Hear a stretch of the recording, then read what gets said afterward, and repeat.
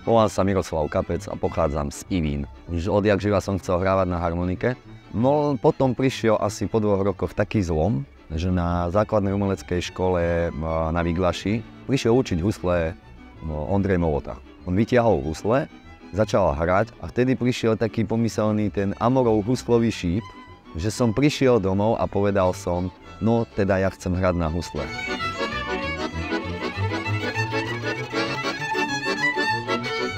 Moje prvé folklórne slávnosti boli, keď som mal 10, to bolo v roku 1995 a odvtedy som vynechal jeden jediný ročník slávností. Celý rok sa človek teší na to, že piatok, sobota, nedeľa sú folklórne slávnosti. Je to jednoducho ten sviatok nás, podporancov.